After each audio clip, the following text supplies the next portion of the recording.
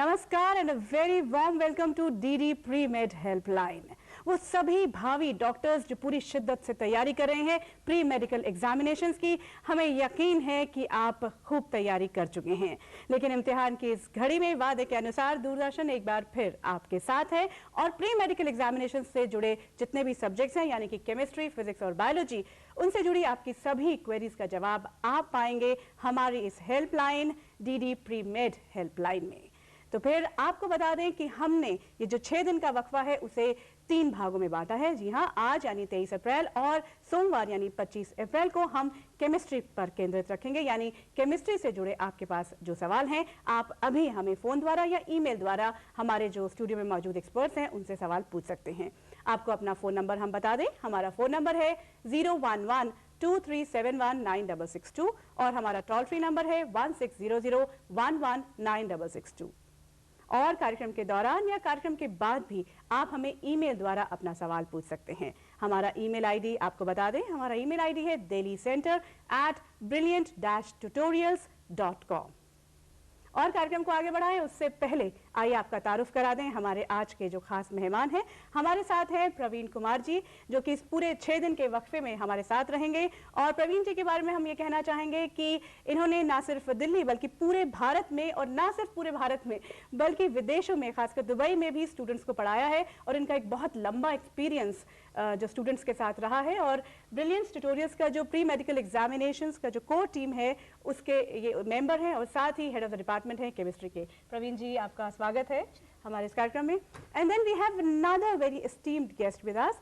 जी हाँ, एग्जामिनेशन चाहे किसी भी तरह का हो, उसके साइकोलॉजिकल एस्पेक्ट्स भी बहुत इंपॉर्टेंट होते हैं। तो उसी को ध्यान में रखते हुए आज हमने आमंत्रित किया है डॉक्टर दीप्ति सिंह को, जो कि क्लिनिकल साइकोलॉजिस्ट हैं, विमहंस और गंगाराम हॉस्पिटल में कंसल्टेंट हैं। Doctor Deepti, very warm welcome to this helpline. Thank you. और प्रवीण जी, हम अपने दर्शकों को भी ये बता दें कि प्रवीण जी जो हैं इस संचालन में भी हमारी पूरी मदद करेंगे। तो आगे बढ़े उससे पहले हम चाहेंगे कि जो हमारे एक्सपर्ट्स मौजूद हैं उनका भी तारुफ करा दें। श्योर। आज हमारे साथ 2 एक्सपर्ट्स हैं केमिस्ट्री के।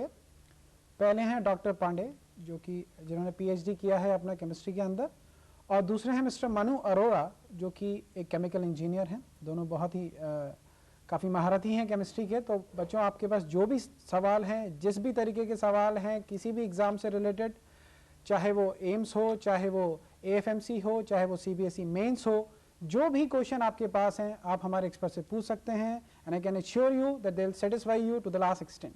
बिल्कुल, और ये खुला मंच है। लेकिन हम कार्यक्रम की शुरुआत करें उससे पहले एक सवाल जो है वो शायद सबके माँ बाप के भी जहन में होगा, मेरे भी जहन में अभी आया कि इतनी तरह के एग्जाम्स हैं। अगर एएफएमसी है या सीबीएसई का एग्जाम है या दिल्ली पीएमटी है, एम्स है, तो प्रवीण जी क्या इनमें सब में कुछ फर्क है एग्जाम्स को अटेम्प्ट करने में? देखिए, मैं ये बताना चाहूँगा कि जहाँ तक सिलेबस का सवाल होता है तो 90 से 95% तो सिलेबस सेम ही होता है, क्योंकि बेसिकली एग्जामिनर्स जो हैं वो एनसीईआरटी बुक्स पर कंसंट्रेट करके पेपर बनाते हैं। हाँ, हर एक पेपर को करने का तरीका, जो स्ट्रेटेजी है और जो क्वालिटीज़ जो हैं वो जो एग्ज़ाम स्पेसिफिकली चेक करता है वो डिफरेंट होती हैं। जैसे कि एएफएमसी है तो वहाँ पर ऑफिसर लाइक क्वालिटीज़ जो हैं बच्चों में चेक किया जाता है। इसी तरीके से एम्स है, वहाँ पर बच्चे की रिसर्च लाइक क्वालिटीज़ को चेक किया जाता है। तो डिफरेंट स्टेजेस हैं, डिफरेंट एग्जाम्स हैं। और हम लोग जो हैं डेली जो 6 दिन का, जैसे कि कनु भैया ने आपको बताया कि ये 6 दिन का प्रोग्राम है, तो डेली हम आपको एक किसी भी एंट्रेंस एग्जाम के बारे में पूरी डिटेल्स देंगे। जैसे आज हम जो है आप लोगों को एएफएमसी के बारे में सारी डिटेल्स देंगे। हाँ, आखिरी में फिर यही कहूँगा कि जैसा कि कनु ने मेरे से पूछा कि क्या डिफरेंस होता है, तो सिलेबस में खास डिफरेंस नहीं होता है, लेकिन डेफिनेटली अटेम्प्ट करने में फर्क रहता है। उसको हम पूरे आज का जो दिन हम 1 घंटा गुजारेंगे उस पर एएफएमसी पे, जैसा कि प्रवीण जी ने कहा, केंद्रित है, तो उस पर हम बातचीत करते रहेंगे। फिलहाल डॉक्टर दीप्ति के पास चलते हैं और उनसे ये जानते हैं कि बहुत से पेरेंट्स के सामने भी ये समस्या आ रही होगी डॉक्टर दीप्ति की सीबीएसई के 12th खत्म हुए और अब एंट्रेंस एग्जाम्स की एक होड़, एक भीड़ लग गई है। तो एक पूरे एग्जामिनेशन से वो उससे निकलता है स्टूडेंट्स और फिर गैप आ जाता है और दूसरे एग्जामिनेशंस की तैयारी है जिसको अटेम्प्ट करने का तरीका भी अलग है। तो वैसे में जो साइकोलॉजिकल बैलेंस बनाए रखना है स्टूडेंट के लिए, वो कैसे मेंटेन कर सकता है और पेरेंट्स को, स्टूडेंट्स को आप क्या सलाह देंगे इस वक्त? देखिए, साइकोलॉजिकल बैलेंस होना बहुत ज़रूरी है, नहीं तो अटेम्प्ट करने में एग्ज़ाम बहुत प्रॉब्लम आती है या परफॉर्मेंस लेवल बहुत लो हो जाता है। तो साइकोलॉजिकल बैलेंस तभी बन सकता है जबकि प्लानिंग प्रॉपर हो डे 1 से। जैसे कि हम सब जानते हैं कि अगर 12th में बच्चा है तो 11th से ही उसको अपनी चॉइसेस, अपने सिलेक्शन को प्रेफरेंस दे करके उसके हिसाब से कोर्सेज को अटेम्प्ट करना चाहिए या एग्जामिनेशन को अटेम्प्ट करना चाहिए। कि अगर एएफएमसी में वो जाना चाहता है तो डेफिनेटली आर्मी बैकग्राउंड उसको सूट करता है, या अगर वो दिल्ली में ही रहना चाहता है तो ऑब्वियसली दिल्ली से रिलेटेड जितने भी एग्जाम्स हैं उनको अटेम्प्ट करना है।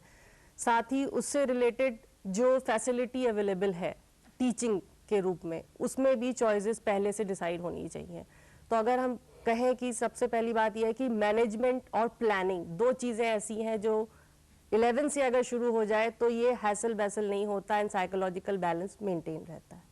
अच्छा, तो आप कह रहे हैं कि पहले से ये प्लानिंग हो जानी चाहिए। एग्जैक्टली। तो अब भी कुछ खास आप टिप्स देना चाहेंगे कि जो ये बीच का जो टाइम है उसको साइकोलॉजिकली कैसे? देखिए, अगर सीबीएसई एग्जाम खत्म होने के बाद जो 12th का नॉर्मल रेगुलर एग्जाम है उसके होने के बाद बच्चे को ब्रेक जरूर मिलना चाहिए। जब तक वो ब्रेक बच्चा अवेल नहीं करेगा उसमें एंथुजियाज्म लेवल वो नहीं आ पाएगा जो कि एक्चुअली एंट्रेंस एग्जाम के लिए होना चाहिए।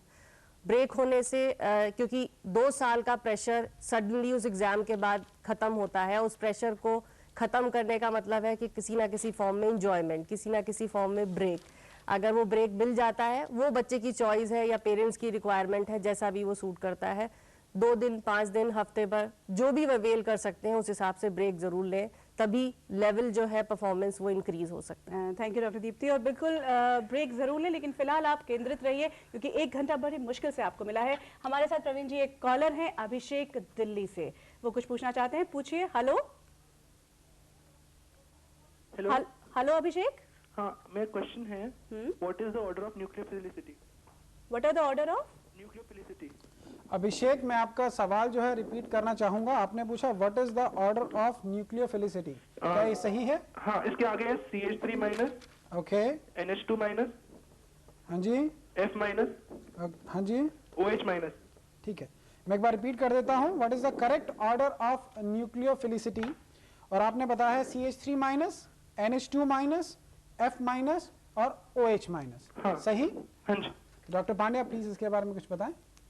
जो क्वेश्चन है इनके न्यूक्लियोफिलिसिटी का, जो जितना ज़्यादा स्ट्रॉन्ग एसिड होगा उसका बेस उतना वीक बेस होगा। अगर इन्होंने जो पूछा है CH3 माइनस, जैसे इसके अलावा दूसरा क्या था? NH2 minus, NH2 minus, F minus F minus and OH minus. OH minus.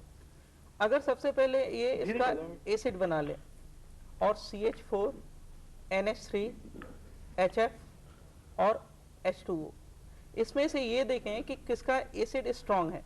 अगर एसिड देखेंगे तो सबसे पहले HF, उसके बाद H2O, उसके बाद NH3, उसके बाद CH4। उसी के अकॉर्डिंग इन्वर्स कर दें उसकी बेसिसिटी को। जैसे अगर हम इसकी न्यूक्लियोफिलिसिटी पूछना होगा तो न्यूक्लियोफिलिसिटी में हो जाएगा जस्ट अपोजिट इसका CH3 माइनस NH3, CH3 और HF। जी, तो हम जवाब तक पहुंच गए। तो अभिषेक, डॉक्टर पांडे का कहना है कि the right order for nucleophilicity जो है that is CH3 minus, NH2 minus, then OH minus and then F minus, right? एक क्वेश्चन आप पूछना। हाँ जी, पूछिए अभिषेक। The dot at the end of a sentence has a mass of 1 microgram.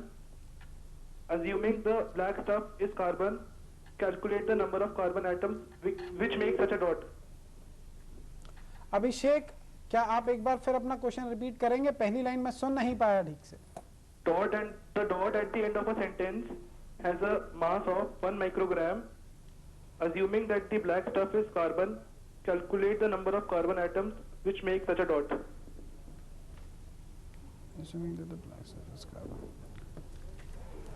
तो मैं आपका सवाल रिपीट करना चाहूंगा कि you are making a black dot जिसका कि मास आप बता रहे हैं 1 माइक्रोग्राम, राइट? Yeah. तो आप ये पूछना चाहते हैं कि कितने कार्बन एटम इसके अंदर प्रेजेंट होंगे, राइट? Yeah. मिस्टर मानू, प्लीज सर। ये सवाल जो है 1 माइक्रोग्राम का है। यहाँ पे अगर मैं आपको 1 माइक्रोग्राम बताऊं तो 1 microgram you can write as 10 to the power minus 6 grams. Now 10 to the power से -6 ग्राम्स को सबसे पहले आप उसके मोल्स में कन्वर्ट कर लीजिए। कार्बन के हम इस डॉट के अंदर सिर्फ कार्बन एटम्स ही प्रिज्यूम करेंगे। अभिषेक, आपको सुनाई दे रहा है, आपको समझ में आ रहा है, नजर आ रहा है आपकी कंप्यूटर, आपकी टेलीविजन की स्क्रीन पे? जी हाँ, तो 10 to the power -6 grams is equivalent to, you don't write equal to, write equivalent to 10 to the power -6 divided by 12 moles of carbon. देखिए, mass of the substance divided by its atomic mass will give you number of moles of carbon. अच्छा, एक mole carbon के अंदर there will be 6.023 into 10 to the power 23 atoms of carbon. तो अगर मैं 10 to the power -6 divided by 12 moles में ढूंढूं तो मेरे पास आ जाएगा 10 to the power -6 divided by 12 multiplied by 6 into 10 to the power 23 atoms. इसको आप कैलकुलेट करने की थोड़ी सी कृपा करेंगे, ठीक है। और अगर आप चाहें तो मेडिकल एंट्रेंस एग्जामिनेशन में लॉन्ग कैलकुलेशन अवॉइड करने के लिए एवोगाड्रो नंबर को 6 इंटू 10 टू दी पावर 23 लेके अपनी राइट चॉइस तक पहुंच सकते हैं। ये आपके लिए थोड़ा आसान हो जाएगा। डायरेक्टली 10 टू दी पावर -6 की पावर्स को पहले आप नलिफाई कर लीजिए और 6 बाई 12.5 आ जाएगा आपका आंसर सीधे। तो 5 मल्टीप्लाइड बाई आपको 23 में से आप 6 निकाल दीजिए तो उससे 10 to the power 17.5 into 10 to the power 17 atoms आ जाएगा। अभिषेक, आपको क्लियर हो गया ये किस तरह से करना है पूरा जो सवाल है? हाँ ठीक। चलिए, we wish you all the best. Thank you. और प्रवीण, एक बात जो हमें समझ में आई, अभी जो बात कर रहे थे मनु जी की अटेम्प्ट करने का जो तरीका है, जो हम पहले भी बात कर रहे थे कि जो सीबीएसई में है या फिर जो एंट्रेंस एग्जाम्स में, वो थोड़ा डिफरेंट है। उस पर हम बातचीत करते हैं, लेकिन फिलहाल हम ले रहे हैं एक छोटा सा break. Will be back very soon with DD pre med helpline.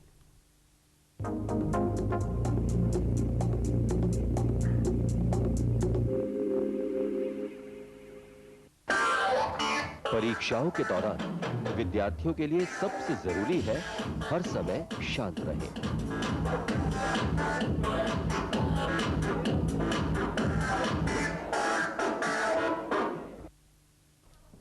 Welcome back to DD pre med helpline. जी हाँ, दूरदर्शन का ये प्रयास कि प्री मेडिकल एग्जामिनेशंस के वो सभी स्टूडेंट्स अपनी तैयारी और अपने एग्जामिनेशंस को पूरी अच्छी तरह से करें। इसीलिए आज जो हमने विषय चुना है वो है केमिस्ट्री। केमिस्ट्री से जुड़े अपने सभी सवाल आप अभी हमारे एक्सपर्ट से पूछ सकते हैं। हमारा फोन नंबर एक बार फिर आपको बता दें, 011-2371-9662। हमारा टोल फ्री नंबर है 1600119662।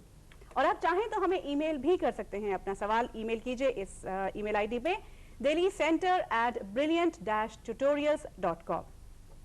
और ब्रेक पे जाने से पहले प्रवीण जी, हम बात कर रहे थे कि अटेम्प्ट करने का जो है वो उसमें कुछ फर्क है जब हम एग्जामिनेशन, एंट्रेंस एग्जामिनेशन की तैयारी करते हैं। देखिए, जैसा कि मैंने बताया कि काफ़ी चीज़ें डिफरेंट हो जाती हैं, तो अटेम्प्ट करना बेशक जो है काफ़ी डिफरेंट हो जाता है। अगर हम स्पेसिफिकली जैसे इस बार एएफएमसी की आज अगर हम बात करें, एएफएमसी की बात मैं करूं तो 2 घंटे का टाइम होता है और बच्चों के पास 200 सवाल होते हैं करने के लिए, जिसका मतलब हुआ कि 36 सेकंड के अंदर, 36 सेकंड के अंदर बच्चों को एक सवाल करना होता है।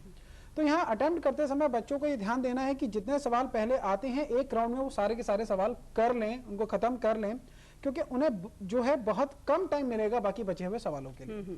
तो पहले जितने सवाल आते हैं एक राउंड उनको दें, और ऐसा करते समय पूरे पेपर का जब वो पढ़ें तो जितने सवाल उनको लगता है कि उन्हें कैलकुलेशन करना पड़ेगा या कुछ कंसेप्ट के ऊपर और सोचना पड़ेगा, उनको स्टार मार्क कर लें। तो पहले राउंड में आपने वो सारे क्वेश्चंस कर लिए हैं जो कि आपको आते हैं। जब आप सेकंड राउंड में पेपर को करेंगे तो आपको पहले से ही मालूम होगा कि कौन से सवाल आपको करने हैं, किस में कैलकुलेशन करना है या किस में आपको जो है कंसेप्ट के ऊपर थोड़ा और सोचना है। तो ये 2 राउंड देना जो है वो बच्चों के लिए बहुत जरूरी होता है। हाँ, जहां तक सब्जेक्ट स्पेसिफिक बात आती है तो एक और राय मैं देना चाहूंगा, आप इसको चाहे तो गुरु मंत्र ले सकते हैं अटेम्प्ट करने का, कि चाहे आपकी फिजिक्स कितनी भी अच्छी क्यों ना हो, आप पेपर हमेशा बायोलॉजी से शुरू करें, उसके बाद केमिस्ट्री और अंत में ही फिजिक्स को जो है अटेम्प्ट करें, क्योंकि फिजिक्स में जो न्यूमेरिकल पोर्शंस हैं वहां पर आपके अटकने की, ज्यादा टाइम वेस्ट करने की प्रोबेबिलिटीज रहती हैं, और जिस वजह से आप बाकी क्वेश्चंस जो कि आपको आते होंगे वो भी आप नहीं कर पाएंगे। तो आपने कहा बायोलॉजी, केमिस्ट्री एंड फिजिक्स। बिल्कुल। और एक और बात, एक सवाल मैं ये जानना चाहती हूँ कि कई बार क्या होता है कि कैलकुलेशन करते करते, जैसे उन्होंने कहा कि पूरी करने की जरूरत नहीं है, एक पे आके छोड़ देना है, तो क्या वो भी मान्य होगा? देखिए, मैं आपको बताऊं कि जो ये क्वेश्चंस आते हैं ये ऑब्जेक्टिव टाइप होते हैं, जिसमें आपके पास 4 चॉइसेस होती हैं। तो जो चारों चॉइसेस हैं उनमें इतना अंतर होता है कि आपकी अप्रॉक्सीमेट कैलकुलेशन के अंदर वो आ जाएं। जैसे मान लीजिए कि अगर आप 6.02 को, जैसा कि मनु जी ने अभी बताया, 6.02 को 6 ले लें, तो इससे आंसर पर बहुत ज्यादा डिफरेंस नहीं पड़ता है, एक माइन्यूट सा डिफरेंस पड़ता है और आपकी जो चॉइसेस हैं उनमें काफी अंतर रहता है। तो बच्चों के लिए ये इनफैक्ट एक ट्रिक है जो मिस्टर मनु ने बताया है कि अप्रोक्सीमेट कैलकुलेशन अगर करेंगे तो कम टाइम लगेगा और बच्चे ज्यादा क्वेश्चन अटेम्प्ट कर पाएंगे, क्योंकि यहाँ सारा खेल ही जो है वो ज्यादा क्वेश्चन अटेम्प्ट करने। बिल्कुल, वक्त का जो है रनिंग अगेंस्ट टाइम एक्चुअली है। और डॉक्टर दीप्ति आप तक आते हैं और ये सवाल पूछते हैं कि कई बार ऐसा लगता है कि जब एग्जामिनेशन हॉल में जा रहे हैं और पेपर को देखते हैं कि हमें कुछ नहीं आता, बहुत बार बहुत स्टूडेंट्स के साथ ऐसा होता है, तो ऐसे में any trick you would like to tell students की ऐसे में कोई ट्रिक की जा सकती है? बेसिकली ऐसे समय पे डाइवर्जन जो है वो बहुत ज़रूरी है और डाइवर्जन को सबसे उस मूवमेंट पे, उस प्लेस पे अवेल करने का सबसे आसान तरीका है कि कुछ भी खाया या पिया जाए। अगर आप एग्जामिनेशन हॉल के बाहर हैं तो definitely you can have anything, मगर इन द एग्जामिनेशन हॉल क्योंकि लिमिटेशन है, अलाउड नहीं होता, तो सबसे आसान तरीका है डाइवर्जन को अवेल करने का पानी पीना, जो कि हमेशा अवेलेबल होता है और आप अपने साथ भी कैरी कर सकते हैं। जब कभी भी किसी क्वेश्चन पे, किसी भी पॉइंट पे आप अटक जाएं और आपको लगे कि आप उससे नहीं निकल पा रहे हैं, दूसरे क्वेश्चन पे कंसंट्रेट नहीं कर पा रहे हैं, तो have a sip of water, थोड़ा सा एक दो लंबी सांस खींचिए एंड आफ्टर दैट आपको लगेगा कि आप काफ़ी रिलैक्स्ड हैं, आपका जो टेंशन है वो काफ़ी हद तक कम हो चुका है and you can think about the another question और the same question. Okay, so diversion is very important according to Deepti ji. तो जब हम पानी पी रहे हो तो हम ये ना सोचें कि हम डाइवर्जन ले रहे हैं। प्रवीण जी, एक बात हम कर रहे हैं कि आज जब हम कंसंट्रेट कर रहे हैं एएफएमसी पे, तो सिलेबस वाइज कुछ ऐसी बातें हैं, कुछ ऐसा कहना चाहेंगे कि किस तरह से जो है एएफएमसी के पेपर को खासकर स्टूडेंट जो है वो अटेम्प्ट करें? देखिए, एएफएमसी के अंदर पहले तो मैं आपको बताना चाहूँगा कि कौन कौन से सब सेक्शंस आते हैं, क्योंकि यही चीज़ जो है इसको दूसरे एग्जाम से डिफरेंट बना देती है। फिजिक्स, केमिस्ट्री और बायोलॉजी के अलावा इसमें इंग्लिश कॉम्प्रिहेंशन और लॉजिक और इंटेलिजेंस के क्वेश्चंस भी पूछे जाते हैं। तो सबसे पहले यही चीज़ है जो दूसरे से डिफरेंट बनाती है। दूसरा पॉइंट ये है कि ये 3 स्टेज एग्जाम होता है, जिसमें पहला एक स्क्रीनिंग टेस्ट होगा, वो क्लियर करने के बाद बच्चों को एसएसबी इंटरव्यू देना पड़ता है, जो कि 5 दिन का प्रोग्राम होता है। और एसएसबी इंटरव्यू अगर वो क्लियर कर लेते हैं तो उसके बाद मेडिकल फिटनेस टेस्ट जो है वो बच्चों को क्लियर करना पड़ता है, जिसमें कि पता लग जाता है कि हाँ, ये रियली जो है आर्म फोर्सेस में सर्व कर सकते हैं या नहीं कर सकते हैं। जहाँ तक बेसिक एग्जाम साइकोलॉजी की बात है कि एग्जामिनर क्या सोच के एग्जाम बनाता है, तो उसके बारे में मैं बताऊंगा कि देखिए, हर एक फील्ड की कुछ रिक्वायरमेंट होती है जहां पर कि आपको गिवन एनवायरमेंटल कंडीशंस में अपनी बेस्ट परफॉर्मेंस देनी होती है। तो आर्म फोर्सेस के अंदर ऐसा नहीं है कि आप हमेशा एक एयर कंडीशनड ऑफिस के या क्लिनिक के अंदर बैठे हैं या कोई बहुत बड़ा हॉस्पिटल है जिसमें आप हमेशा काम कर रहे हैं। आप सोल्जर्स के साथ अप फ्रंट भी जो है लड़ाई के मैदान में भी आपको जाना पड़ सकता है। तो उस मोमेंट पर जो आपकी स्पीड है, जो आपकी एक्यूरेसी है, यही सबसे मायने रखती है। और इसीलिए आप देखेंगे कि इस एग्जाम के अंदर 200 क्वेश्चन जो है वो आपको सिर्फ 2 घंटे के अंदर करना है, यानी कि 36 सेकंड आपको एक क्वेश्चन के लिए मिलता है। तो इस एग्जाम के अंदर सबसे पहली बात यह है कि हमें यह देखना है कि जो जो सेक्शंस हमें आ रहे हैं उनके लिए क्या स्पेसिफिक हमारी तैयारी है। जैसे इंग्लिश लैंग्वेज के लिए आपका जो 11th और 12th क्लास का सिलेबस है उसको अच्छे से तैयार करें। जो लॉजिक और एप्टीट्यूड की मैंने बात कही, जो मार्केट में आपके पास बुक्स अवेलेबल होती हैं, उनको एक बार गो थ्रू कर लें, वो ज़रूरी है आपके लिए। जहाँ तक सब्जेक्ट की बात है तो बेसिक लेवल जो है, जैसे कि एनसीईआरटी बुक्स रेफर करती हैं, उनको अच्छे से पढ़ना होगा आपको। स्पेशली जो टेक्स्ट उसमें दिया रहता है, कुछ डार्कन्ड पोर्शंस रहते हैं एनसीईआरटी के अंदर, आप उसको अच्छे से पढ़ लें। बायोलॉजी के अंदर जैसे साइंटिस्ट के नेम्स वगैरह हैं, इन सब चीज़ों पर ज़्यादा ध्यान को बच्चों को देना चाहिए। और प्रवीण जी, जैसे कि हमारे साथ डॉक्टर अमित और मनु जी हैं और आप भी हैं, इतने सालों का एक्सपीरियंस है, तो खासकर केमिस्ट्री से जुड़े हुए कुछ ऐसे ट्रिकी क्वेश्चंस जो कि प्री मेडिकल में बहुत ज़्यादा हो जाता है कि आएंगे ही आएंगे, या स्टूडेंट कंफ्यूज हो जाता है, तो स्टूडेंट्स के लिए कुछ ऐसी आप खास चीज़ें लेकर आए? देखिए, बिल्कुल ऐसे काफ़ी सवाल होते हैं जहाँ पर बच्चे जो हैं अटकते ही हैं। मतलब इसमें बुरा ना माने बच्चे, लेकिन ये फैक्ट है कि ऐसे सवालों पर जनरली बच्चे अटक जाते हैं, जो है गलत मार्क कर देते हैं। या फिर अटकाने के लिए ज़रूरी नहीं है कि आप गलत ही मार्क करें, कई बार ऐसा भी कर सकते हैं कि आपको सवाल तो वो आसान है, कंसेप्ट बहुत आसान होता है, लेकिन आपको सॉल्व करने में बहुत ज़्यादा टाइम लग जाएगा। जैसे कि मैंने आपको बताया कि एएफएमसी के अंदर 36 सेकंड्स मिलते हैं, बाकी एग्जाम्स को आप देखेंगे तो भी 1-1.5 मिनट से ज़्यादा टाइम आपको नहीं मिल पाएगा। लेकिन अगर वो सवाल आसान है और सॉल्व करने में 3-4 मिनट लग जाता है तो भी आप उसको सॉल्व करेंगे तो आप बाकी क्वेश्चंस पे ध्यान नहीं दे पाएंगे। तो मैं डॉक्टर मनु को बोलूंगा कि ये कुछ बताएं कि कुछ ऐसा ट्रिकी क्वेश्चन। उससे पहले मनु जी से हम जरूर सवालों पर आते हैं। उससे पहले हमारे साथ एक पेरेंट हैं दीप सिंह जी दिल्ली से, वो कुछ पूछना चाह रहे हैं। हेलो दीप सिंह जी। हेलो जी, अपना सवाल पूछिए सर। हाँ नमस्कार जी, मैं सबसे पहले तो आपको कॉन्ग्रेचुलेट करना चाहता हूँ कि आपने एक बड़ा ये अच्छा एक हेल्पलाइन शुरू की है जी। उसके बाद मेरा सवाल ये है, मेरा बेटा भी अपीयर होने जा रहा है, तो जो केमिस्ट्री के बारे में जैसे भी आपने बताया, सबसे पहले बायो को करना चाहिए, स्ट्रेटेजी बताई है बायो का, फिर केमिस्ट्री और फिर उसके बाद फिजिक्स है। तो इसी तरह मेरा सवाल ये है, जो केमिस्ट्री के लिए या बायो के लिए या फिजिक्स के लिए जो भी प्रिपरेशन करनी है, वो जो स्टडी मटेरियल है, तो वो क्या जो पुराने ओल्ड 10 इयर्स क्वेश्चन पेपर वगैरह मिलते हैं या जो पुराने इसमें और रेफरेंस बुक्स वगैरह मिलती है, स्टडी मटेरियल्स मिलते हैं, तो वो क्या हेल्पफुल होता है इसके लिए प्रिपरेशन के लिए? यदि है तो क्या हम उसको कितना उसके ऊपर टाइम डिवोट करें? देखिए दीप सिंह जी, आपका सवाल बहुत अच्छा है कि क्या वो मटेरियल हेल्पफुल है, तो मैं कहूंगा कि हाँ जी, वो मटेरियल बिल्कुल हेल्पफुल है। जो सैंपल पेपर्स आपको मिल रहे हैं जी, उसमें मेमोरी बेस्ड क्वेश्चन रहते हैं जी जी, तो काफी कुछ वही पैटर्न होता है जैसा कि सवाल पूछे जाएंगे जी। तो बच्चों के लिए बहुत जरूरी है कि एग्जामिनेशन में जाने से पहले, जैसे एफएमसी है या कोई भी एग्जाम है, तो उसके पैटर्न के 2 या 3 सैंपल पेपर्स वो जरूर सॉल्व कर लें, उससे बच्चे को काफी मदद मिलती है। हाँ, सॉल्व करते समय एक बात का जरूर ध्यान रखें कि जो टाइम लिमिट है वो क्रॉस ना हो। जी सर। अगर एक सैंपल पेपर कहता है कि ये क्वेश्चन पेपर 2 घंटे में आपको खत्म करना है, तो आप बच्चे को बोलें कि वो 1 घंटा 50 मिनट ही लेकर चले, राइट, क्योंकि एग्जामिनेशन टेम्परामेंट शायद थोड़ा डिफरेंट हो जाता है। जी, तो ये जरूर आपके लिए हेल्पफुल होंगे। आप कहें बच्चे को कि वो उसकी प्रैक्टिस करें। Thank you sir, thank you. शुक्रिया दीप सिंह जी। और अभी ये जो सिलसिला शुरू हो चुका है प्री मेडिकल हेल्पलाइन का, उसको आगे बढ़ाते रहेंगे, लेकिन फिलहाल जैसा कि डॉक्टर दीप्ति ने भी कहा कि ब्रेक बहुत जरूरी है, तो कार्यक्रम में एक छोटा सा break. Will be back very soon.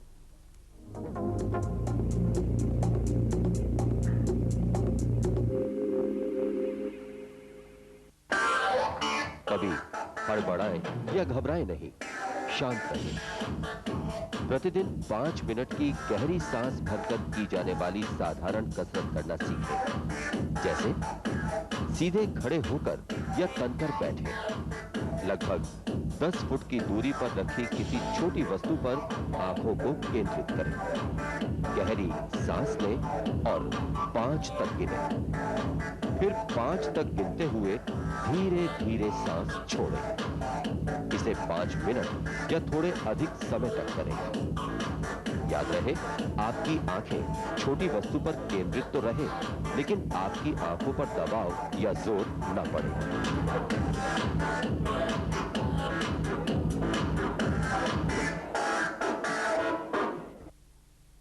Welcome back to DD pre medical helpline.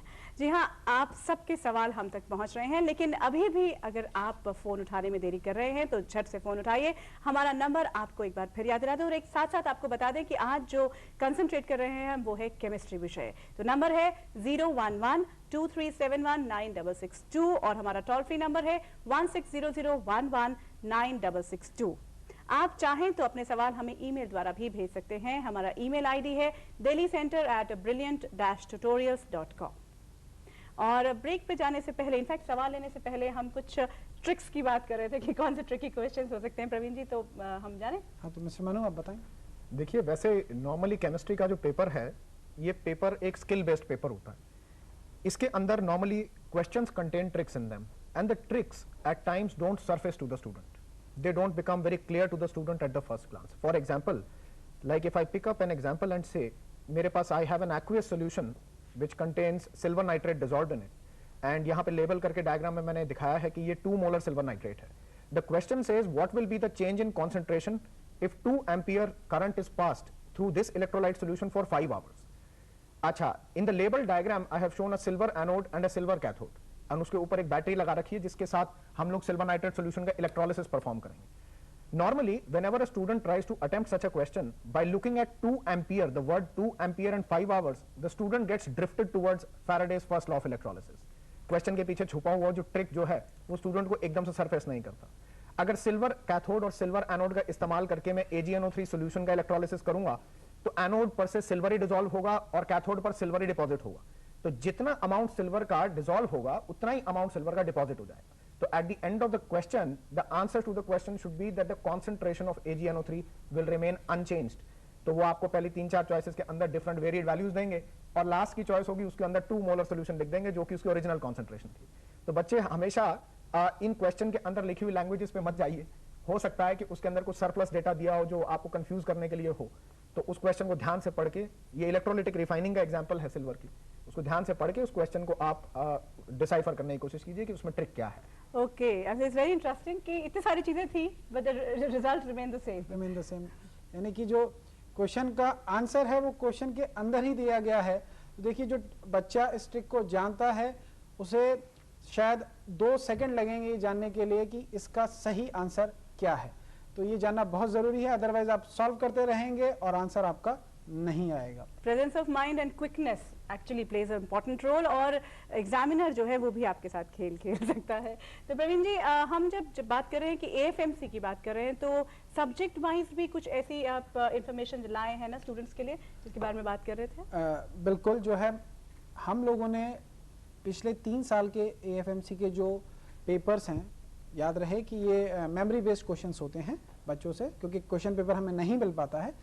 तो जो पिछले 3 साल के पेपर्स हैं उसकी रिसर्च के बेसिस पर हमने जो है कुछ चार्ट्स बनाए हैं जिसमें कि आपको बताएंगे कि 11th और 12th सिलेबस में जो चैप्टर्स हैं वहाँ से कितना आया है या फिर इंडिविजुअल चैप्टर्स जो गिवन सब्जेक्ट के अंदर हैं वहाँ से कितने सवाल जो है वो पूछे गए हैं. तो पहले मैं बच्चों को बताना चाहूँगा बॉटनी के बारे में. तो बॉटनी के अंदर अगर आप 11th क्लास का सिलेबस अगर देखें तो सिस्टमैटिक्स से 5 क्वेश्चन आए हैं, क्लासिफिकेशन से 2 क्वेश्चन आए हैं, जेनेटिक्स से 2 क्वेश्चन आए हैं और मॉर्फोलॉजी, एनाटॉमी एंड टेक्सोनॉमी से 6 क्वेश्चन आए हैं. अगर 12th क्लास का सिलेबस हम स्टडी करते हैं तो 12th क्लास के सिलेबस के अंदर प्लांट फिजियोलॉजी से 6 सवाल आए हैं, रिप्रोडक्शन एंड फ्लावरिंग प्लांट से कोई सवाल नहीं पूछा गया है, इकोलॉजी से 3 सवाल आए हैं और एप्लीकेशन ऑफ बॉटनी से भी कोई सवाल नहीं पूछा गया है. अब मैं केमिस्ट्री के बारे में बात करना चाहूँगा. काफ़ी जो है बच्चे से डरे रहते हैं, बड़े कंफ्यूज रहते हैं क्योंकि जनरली सिलेबस जो है वो बहुत ज़्यादा होता है और बच्चों को जो है डर लगा रहता है, लेकिन ऐसा नहीं है. रिसर्च अगर आप देखेंगे तो क्वेश्चन का ठीक वेरिएशन दिया गया है. तो सबसे पहले तो मैं फिजिकल और जनरल केमिस्ट्री के बारे में बताऊंगा कि इसमें 50 में से 18 क्वेश्चंस पूछे गए हैं. ऑर्गेनिक केमिस्ट्री के अंदर 17 क्वेश्चन पूछे गए हैं. इनऑर्गेनिक केमिस्ट्री के अंदर 15 क्वेश्चन पूछे गए हैं. अब अगर फिजिकल और जनरल केमिस्ट्री के चैप्टर्स की अगर हम बात करेंगे तो some basic concepts of chemistry से 1 सवाल, एटॉमिक स्ट्रक्चर से 2 सवाल, पीरियोडिक प्रॉपर्टी से 1 सवाल, केमिकल बॉन्डिंग से 2 सवाल, केमिकल एंड आयनिक इक्विलिब्रियम से 2 सवाल, केमिकल काइनेटिक्स से 1, इलेक्ट्रोकेमिस्ट्री एंड रिडॉक्स रिएक्शन से 1, केमिकल थर्मोडायनामिक्स एंड एनर्जेटिक्स से 2 सवाल, सॉल्यूशन से 1 सवाल, स्टेट्स ऑफ मैटर से 1 सवाल, न्यूक्लियर केमिस्ट्री से 2, गैसियस स्टेट से 2, सरफेस केमिस्ट्री से कोई सवाल नहीं पूछा गया है. अब अगर हम ऑर्गेनिक केमिस्ट्री की बात करेंगे तो ऑर्गेनिक केमिस्ट्री के अंदर आप देखें कि some basic principles of organic chemistry से 1 सवाल, हाइड्रोकार्बन से 5, स्टीरियो केमिस्ट्री से कोई सवाल नहीं पूछा गया है, फंक्शनल ग्रुप 1 2 सवाल, फंक्शनल ग्रुप 2 5 सवाल, फंक्शनल ग्रुप 3 से कोई सवाल नहीं पूछा गया है, प्योरिफिकेशन एंड कैरेक्टराइजेशन से भी कोई सवाल नहीं पूछा गया है, बायोमॉलिक्यूल्स से 2 सवाल पूछे गए हैं, पॉलीमर से 1 सवाल पूछा गया है, केमिस्ट्री इन एवरीडे लाइफ से भी 1 सवाल पूछा गया है. इनऑर्गेनिक केमिस्ट्री की अगर हम बात करेंगे तो इनऑर्गेनिक केमिस्ट्री में S and P block elements जो है इससे 6 सवाल, मेटलर्जी से 3 सवाल, कोऑर्डिनेशन कंपाउंड से 2 सवाल और ट्रांजिशन एलिमेंट से 4 सवाल पूछे गए हैं. अगर 11th और 12th को आप देखें, देखिए बच्चों के लिए ये जानना भी जरूरी होता है, इसमें मैंने डिस्टिंग्विश नहीं किया है 11th और 12th में, लेकिन मैं आपको बता देता हूं कि करीबन इक्वल परसेंटेज उसका रहता है. बच्चे इस कंफ्यूजन में ना रहें कि 12th से ज्यादा आएगा और 11th से कम आएगा या फिर 11th से ज्यादा आएगा और 12th से कम आएगा. दोनों का ऑलमोस्ट इक्वल परसेंटेज आएगा. जैसा कि आप देख रहे हैं कि 52% और 48% का डिवीजन दिया गया, जो कि काफी सिमिलर है। तो मैं बच्चों से यही कहूंगा कि दोनों पर इक्वल स्ट्रेस उन लोगों को देना है। अब नेक्स्ट मैं बात करूंगा फिजिक्स के बारे में। अब फिजिक्स के अंदर इस बात का बच्चों को बहुत ध्यान रखना है कि जो न्यूमेरिकल्स वहां पूछे जाते हैं उसको ठीक से सॉल्व करें। देखिए यूनिट्स में कई बार जो है टीचर आपको जो है ट्रिक में इन्वॉल्व कर सकता है कि जो क्वेश्चन में यूनिट्स दी गई हैं और जो सोल्यूशन में यूनिट्स दी गई हैं वो डिफरेंट हैं, तो उनका जरूर ध्यान रखें। और जैसा कि आपको पहले बताया गया है कि क्वेश्चन सॉल्व करते समय ये जो भी आप कैलकुलेशन कर रहे हैं उसमें अप्रॉक्सीमेशंस ले सकते हैं। तो इसमें अगर हम देखेंगे 11 सिलेबस से कौन से सवाल पूछे गए हैं, तो मैकेनिक्स जो है वहां से 12 सवाल आए हैं, काफी इंपॉर्टेंट है। हीट एंड थर्मोडायनेमिक्स से 4 सवाल, प्रॉपर्टीज ऑफ मैटर से 5, वेव्स एंड ऑसिलेशन से 5। अब 12th क्लास का सिलेबस अगर आप देखेंगे तो 12th क्लास के अंदर इलेक्ट्रोमैग्नेटिज्म से 14 सवाल आए हैं, काफी इंपॉर्टेंट है, उसको ध्यान से पढ़िएगा आप लोग। ऑप्टिक्स से 4 सवाल और मॉडर्न फिजिक्स से 6 सवाल पूछे गए हैं।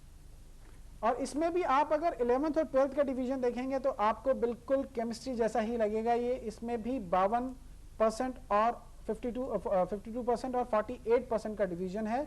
तो बच्चों इस बात का खास ध्यान दें कि फिजिक्स और केमिस्ट्री दोनों के अंदर ही 11th और 12th दोनों ही बहुत इंपॉर्टेंट है। अब बचा हमारे पास बायोलॉजी का दूसरा सेक्शन, ज़ूलॉजी।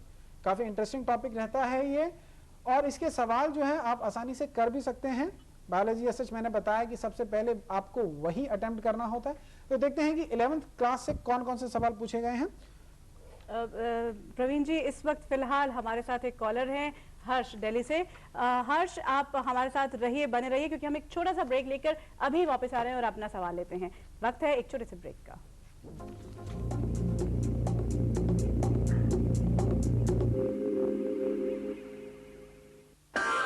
अपने हाथों, पैरों और शरीर को खींचने और मोड़ने के साधारण व्यायाम करें। ऐसे व्यायाम 5 से 10 मिनट तक बहुत ही आराम से करें।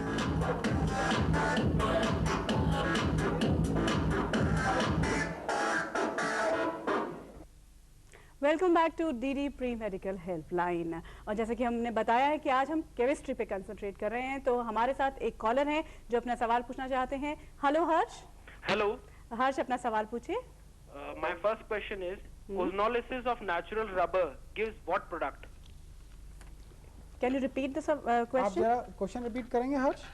Ozonolysis of natural rubber will yield what product?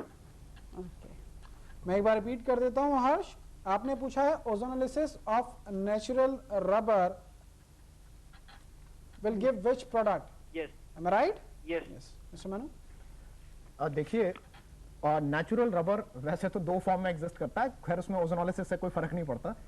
The product, the actual natural rubber that we take is 2-methyl 1,3-butadiene. This is natural rubber. वैसे आपकी थोड़ी सी और फर्दर इंफॉर्मेशन के लिए, the kind of rubber that we find in India, this is the form we say it is cis polyisoprene, यानी कि सिस polyisoprene, यानी कि हम लोग उसकी आइसोप्रीन यूनिट लेके उसका ओजोनोलिसिस करके देखेंगे। इसके अलावा ट्रांस पॉलीआइसोप्रीन भी होता है, which is obtained from a Malaysian tree called getah, and in technical terminology it is called gutta percha, which is very clearly you will be able to see in most of your books. In case I take this compound and I carry out ozonolysis, वैसे तो आपने reductive या oxidative मुझे नहीं बताया, तो मैं conventional ozonolysis ले लेता हूँ। Ozone in the presence of zinc in water I pick up. Short form में, जैसे एग्जामिनेशन के अंदर आपको स्पीड से करना है, तो आप ये डबल बॉन्ड के ऊपर एक छोटा सा डंडा डालिए, इसके दोनों तरफ ऑक्सीजन ऑक्सीजन लिखिए। इन अ सिमिलर वे इस डबल बॉन्ड के ऊपर एक डंडा डालिए, दोनों तरफ ऑक्सीजन ऑक्सीजन लिखिए। And now Harsh, you see on this side, see what I'm saying? I'm saying H, C, H and this O. HCHO will make formaldehyde. And in a similar way, it will make formaldehyde on this side. Right? और बीच में product क्या बनेगा? CH3, यहाँ पे मैं देखता हूँ product देखिए लिखा है, ये CH3, then you have C double bond O and then CHO. This compound is called methyl glyoxal.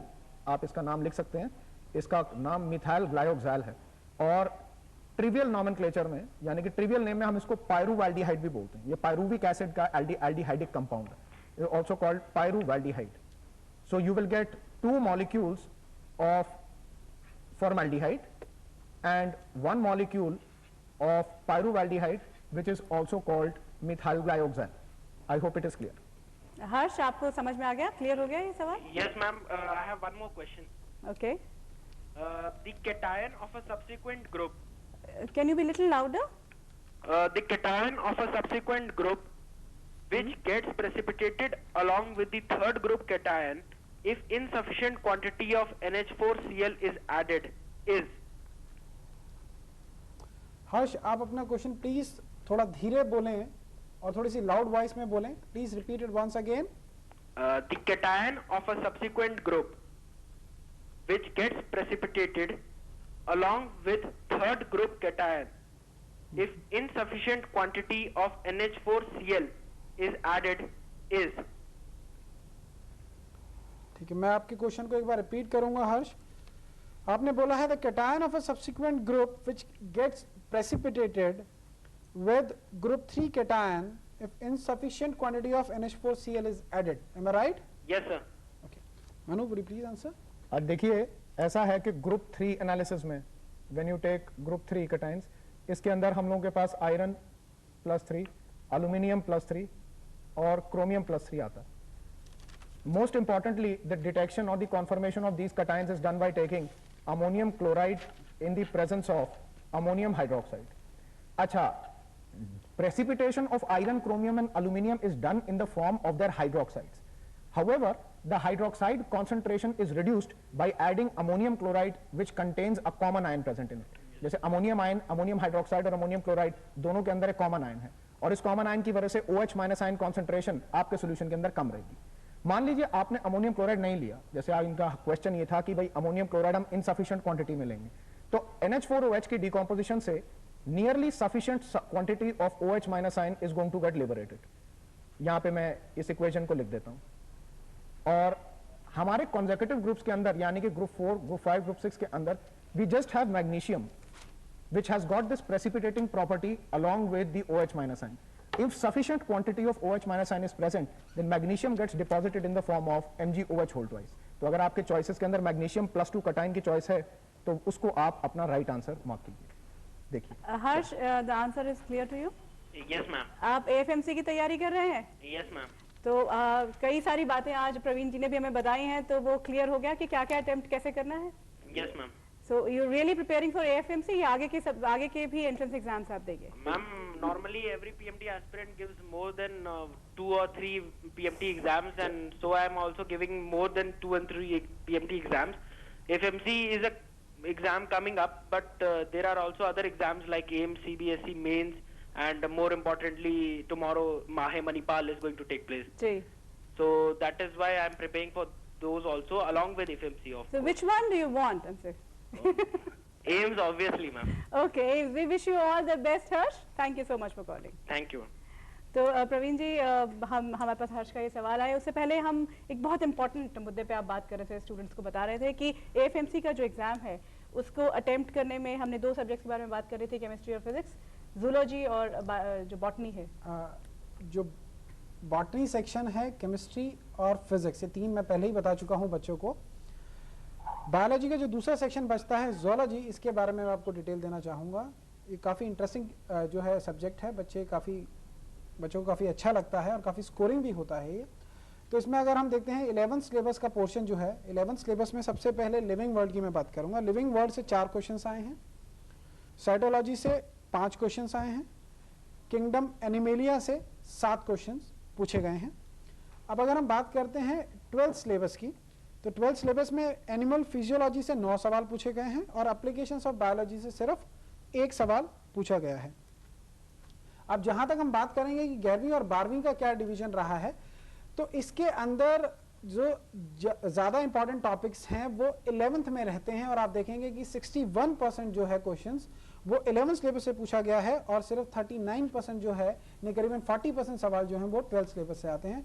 तो बच्चों को 11th सिलेबस को बहुत अच्छे से तैयार करके रखना पड़ेगा. बिल्कुल, ये एक बहुत बड़ा मुद्दा था जिस पे आज आपने पूरी डिटेल में जानकारी दी कि किस क्लास से कौन से सब्जेक्ट्स आ रहे हैं और किन सब्जेक्ट्स पे ज़्यादा कंसंट्रेट करना है. प्रवीण जी, और कुछ हम ट्रिकी क्वेश्चंस की जब बात कर रहे थे, हमने मनु जी का लाभ तो उठाया, उन्होंने बहुत ट्रिकी क्वेश्चंस के बारे में बताया. ऑर्गेनिक केमिस्ट्री से जुड़े भी कुछ ट्रिकी क्वेश्चंस हो सकते हैं? बिल्कुल, ऑर्गेनिक केमिस्ट्री हो या फिर फिजिकल हो या इनऑर्गेनिक हो, ट्रिक तो एग्जामिनर कहीं से भी डाल सकता है। हाँ, ऑर्गेनिक में ये रहता है कि बच्चे जो हैं वो उलझना स्वाभाविक होता है उनके लिए।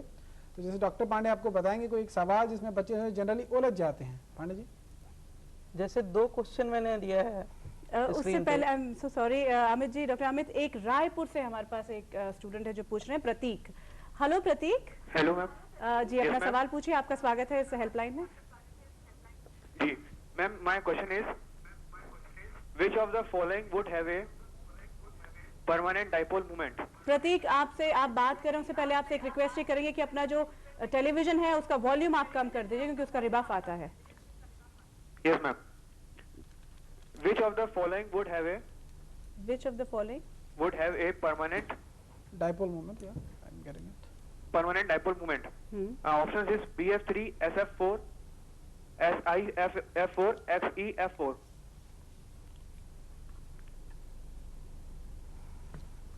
जी Prateek, I will repeat your question. आपने क्वेश्चन ये पूछा है which of the following would have a permanent dipole moment. Yes ma'am.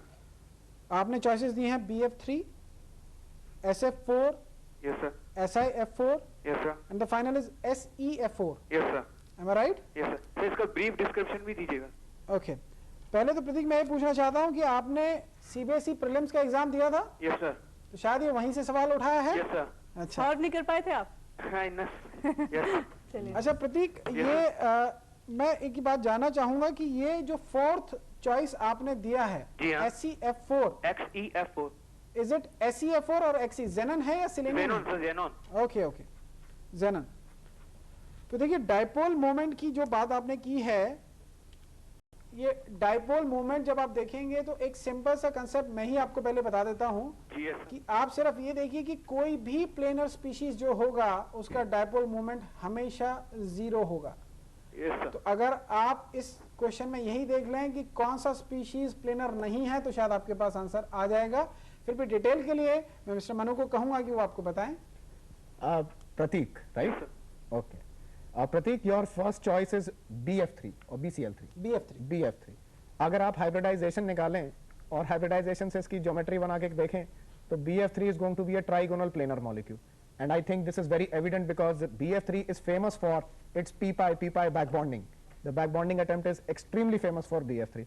120 degree bond angle के अंदर in case you write the direction of the dipoles, ये एक dipole की direction है, ये दूसरे की direction है, ये तीसरे की direction है, and beta you apply parallelogram law of vectors from physics, you find that the net resultant dipole that you calculate for this molecule will be 0. Apart from this, the second choice that you have given is SF4. SF4, how many valence electrons will sulfur have? It will have 6. Fluorine will have 7. Now there are 4 fluorines, that is 7 into 4 will be 28. How much is 28 plus 6? This will be 34. 34 को आप 8 से divide कीजिए। आपने explanation मांगा इसलिए मैं आपको थोड़ा सा डिटेल दे रहा हूँ। तो यू गेट 8 4s are 32 और 2 आपका रिमाइंडर बच जाता है। 4 plus 1 this is going to give you 5। 4 आपका क्वोशंट था और 1 आपका रिमाइंडर था। जैसे 2 को आप 2 से डिवाइड करिए तो you get 1 as the quotient. 5 will indicate sp3d hybridization, that is going to be trigonal bipyramidal geometry. तो trigonal bipyramidal geometry के अंदर जब आप SF4 को ढालेंगे तो SF4 will be, ये देखिए, seesaw shaped like this. Now if you look at the geometry of this molecule, you clearly realize that the net dipole moment for SF4 is not going to be 0. देखो ये वाला जो direction है, इस direction के अंदर negative locations are due to the presence of the lone pair, and these negative dipole is not going to be equivalent to the dipole exhibited by the sulphur fluorine bond. तो इस SF4 molecule ही आपका सही answer होगा जिस molecule का resultant dipole रहेगा। Eventually XeF4 अगर आप निकालेंगे तो वो ऑक्टाहेड्रल ज्योमेट्री का आएगा and it will be square planar. और थर्ड चॉइस क्या थी sir? SiF4। SiF4 is going to be belonging to the carbon group. तो कार्बन ग्रुप में SiF4 needless to specify will be tetrahedral in geometry. तो tetrahedral geometry में the net resultant dipole of SiF4 is also going to be 0. I hope some So satisfaction finally has we been reached to what solution, which is the right answer? SF4 मैंने पहले ही SF4. बताया, trigonal bipyramidal geometry में all dipoles are not alike. Ji. So due to unequal position of dipoles, sulfur fluorine dipole is not same as the dipole exhibited by the lone pair. तो प्रतीक, आप अभी line पे हैं? Yes, ma'am. आपने यही answer लिखा था? Yes, ma'am. Okay, तुक्का था। Yes, ma'am.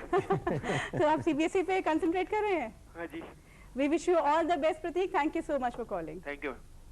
और ये सवाल आया था, उससे पहले हम प्रवीण जी बात कर रहे थे ट्रिकी क्वेश्चंस की, ऑर्गेनिक के में डॉक्टर अमित पे पहुंचे थे। अगर ऑर्गेनिक में ट्रिकी क्वेश्चन की बात करें तो जैसे मैंने स्क्रीन पे 2 एग्जाम्पल डिस्प्ले किया है, CH2 double bond CH CH2 CHO, और इसको रिड्यूस कर रहे हैं HIP से। इसमें 2 ग्रुप्स हैं, एक तो डबल बॉन्ड, दूसरा क्या है CHO है। अब ये HIP किसको रिड्यूस करेगा, CHO को रिड्यूस करेगा या डबल बॉन्ड को रिड्यूस करेगा? अब जो स्पेशली जो रिड्यूसिंग HIP होता है वो एल्डिहाइड को CH2 में करेगा रिड्यूस, तो प्रोडक्ट बनेगा CH2 double bond CH CH2 CH3। अगर बच्चे इसका आंसर देते तो वो डबल बॉन्ड को भी रिड्यूस करते और CHO को भी रिड्यूस करते, लेकिन ऐसा नहीं होता है। यहाँ पे ट्रिक इसमें ये है कि HIP specially only for CHO group, reducing agent only for CHO group. दूसरा मैंने ये क्वेश्चन दिया है, एक साइक्लोहेक्सेन बनाया है रिंग, उस पर डबल बॉन्ड O लगाया है और OH, और फिर HIP से उसको रिड्यूस करा है। इस क्वेश्चन में भी ये है कि ये HIP किसको रिड्यूस करेगा, OH को भी रिड्यूस करेगा या कार्बोनिल ग्रुप को भी रिड्यूस करेगा? कार्बोनिल ग्रुप को ये CH2 में रिड्यूस कर रहा है और OH को H में, और प्रोडक्ट फाइनल बन रहा है CH3 इथाइल साइक्लोहेक्सेन।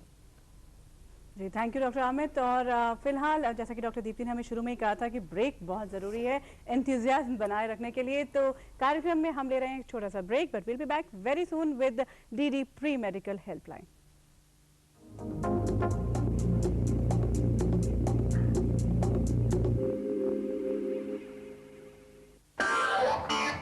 सैर करना या पैदल चलना एक अच्छा व्यायाम है, लेकिन बहुत तेज ना चले।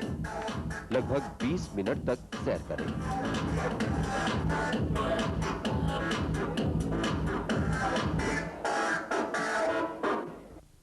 Welcome back to DD pre medical helpline. जी हाँ, दूरदर्शन का ये प्रयास कि प्री मेडिकल एग्जामिनेशंस को जितने भी स्टूडेंट्स अटेम्प्ट कर रहे हैं, उनके पास कोई सवाल है या लास्ट मोमेंट पे जो आखिरी कुछ दिन बचे हैं उनमें जो क्वेरीज आपके पास आ रही हैं उसका जवाब आप पाएं इस हेल्पलाइन के द्वारा। आपको एक बार फिर याद दिला दें, आज हम कंसंट्रेट कर रहे हैं केमिस्ट्री पे, और अगले हमारा जो कार्यक्रम कल की छुट्टी के बाद 25 यानी कि सोमवार को 25 अप्रैल को जो कार्यक्रम होगा वो भी केमिस्ट्री पे ही केंद्रित होगा।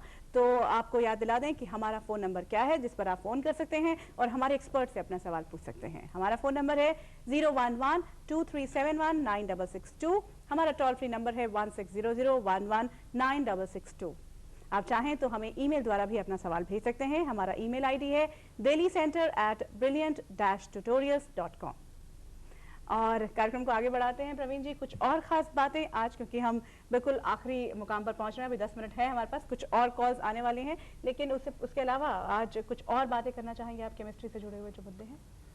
देखिए, केमिस्ट्री एज अ सब्जेक्ट में बच्चों को कुछ एक बातें ध्यान में रखनी होती हैं कि जो भी क्वेश्चन से रिलेटेड चीज़ें हैं हमारे पास, जैसे पहले तो ये डिवाइड कर लें कि कितने टाइप के क्वेश्चन आ रहे हैं। सबसे पहले इन्फॉर्मेशन बच्चों को ये चाहिए, तो 3 टाइप के सवाल आते हैं, एक तो कंसेप्ट बेस्ड, एक फैक्ट बेस्ड और एक न्यूमेरिकल्स।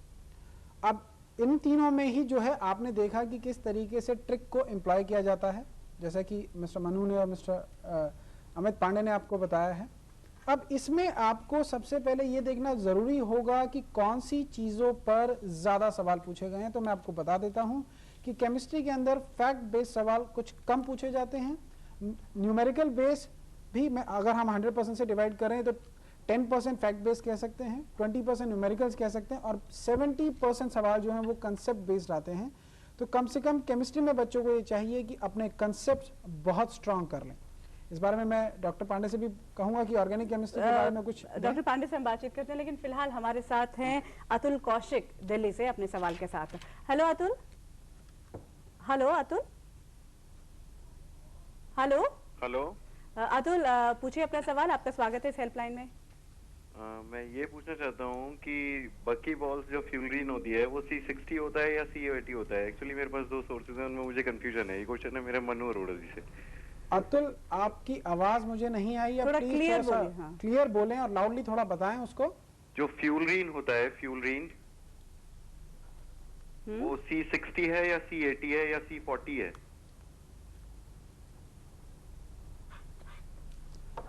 अतुल, एक्चुअली आप बकमिंस्टर फुलरीन के बारे में बात कर रहे हैं, जिनको बकी बॉल्स भी कहा जाता है। तो आपका ये सवाल है कि C60 है या C80 है या C40 है। चलिए मैं एक और ऐड कर देता हूं कि क्या C70 भी है। तो इसके बारे में हम मिस्टर मनु से पूछते हैं, वो बताएंगे आपको इसके बारे में। देखिए, जो बकमिंस्टर फुलरीन की बात है, this is basically N allotrope of carbon which exist in the form of ball like structures. Structure तो उसका खैर मेरे लिए बनाना पॉसिबल नहीं है, लेकिन अगर मैं बकी बॉल्स की थोड़ी सी आपको एक ग्लिम्प्स सी दे दूं तो कुछ पेंटागोनल यूनिट्स हेक्सागोनल यूनिट्स के साथ कंबाइंड होती हैं। Carbon are normally found to be sp2 hybridised and C60 fullerenes, जो कि इसका सही आंसर है कि कार्बन 60 फुलरिन जो है, 60 कार्बन एटम्स की जो बॉल है, they are found to be found and isolated today. मतलब हम लोग के पास आज के टाइम पर भी C60 फुलरिन हम लोग आइसोलेट कर लेते हैं, and according to some rare literature it has been found that the maximum content of C60 fullerenes is found in an allotrope of carbon called lamp black. Lamp black जिससे काजल बनता है, mascara बनता है, जिससे cosmetic agents में it is the softest allotrope of carbon. और इसी allotrope का एक percentage का part is comprises of this rare allotrope of carbon that is called Buckminster fullerene or bucky balls also. C60 है, C70 है, C120 है, C230 है, C360 है, but these are all in the dream stage. हम ऐसा मानते हैं कि जरूर इस तरह के एलोट्रोप रहते होंगे। फिलहाल अगर हमें 4 चॉइसेस में से कोई एक आंसर को उत्तर देना है तो हम C60 को देंगे, क्योंकि हम जानते भी हैं और वो आइसोलेटेड भी है। तो अतुल, आपको अपने सवाल का जवाब मिला, C60 is the right answer. Thank you very much. और मैं ये पूछना चाहूंगा कि इनऑर्गेनिक केमिस्ट्री में कौन सा ग्रुप ज्यादा इंपॉर्टेंट है? Inorganic chemistry. अतुल, जहां तक इनऑर्गेनिक केमिस्ट्री की बात है तो आप कंपैरेटिवली किसी भी एक ग्रुप पर ज्यादा स्ट्रेस ना करें, ये मेरा एडवाइस है आपको। हाँ, जो जनरल प्रॉपर्टीज हैं, फिजियोकेमिकल प्रॉपर्टीज जो हैं, उस पर ज्यादा ध्यान दें। और 11th क्लास के सिलेबस में आप देखेंगे कि बोरोन, कार्बन, नाइट्रोजन, ऑक्सीजन, इनकी डिटेल में स्टडी दी गई है, उस पर जरूर ध्यान दें, उससे सवाल जरूर आते हैं। किसी भी एक ग्रुप पर कंसंट्रेट ना करें, वो कहीं से भी पूछा जा सकता है। अतुल, आपका जो प्री मेडिकल एग्जामिनेशन है उसमें किस एग्जाम की तरफ नजरें हैं? DPMT और एम्स। DPMT और एम्स के बहुत ज्यादा लोग हैं। We wish you all the best Atul, और हम उम्मीद करते हैं कि इस हेल्पलाइन से आपको जरूर मदद मिली होगी। Thank you very much.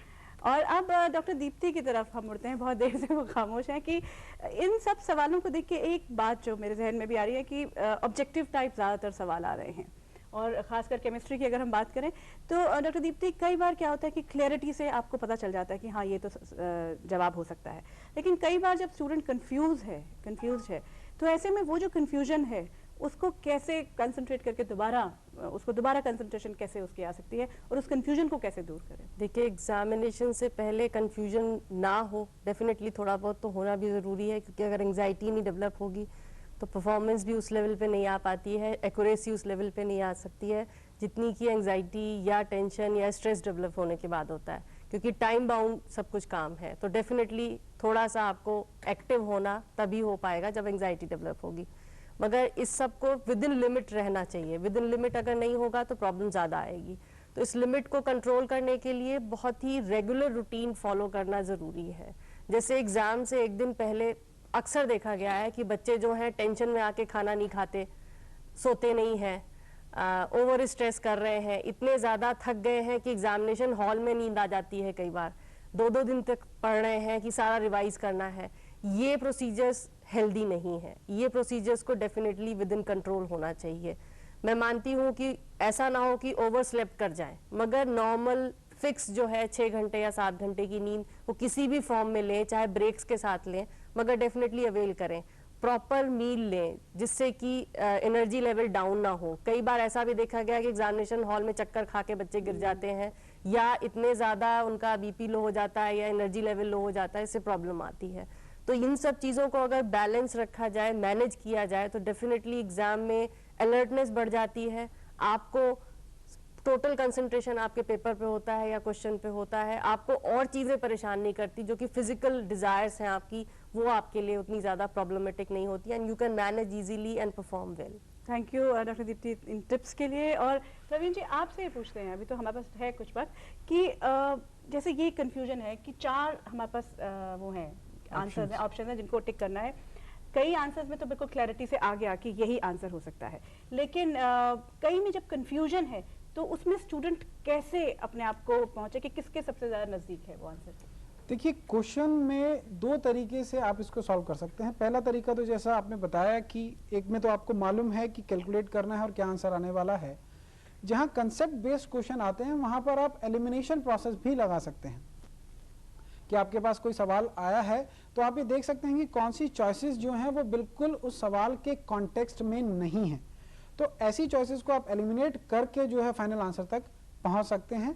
लेकिन एक बात इसमें मैं फिर बताना चाहूंगा कि ऐसा प्रोसेस आप तभी अप्लाई करें जब आप मिनिमम कट ऑफ को क्रॉस कर चुके हैं।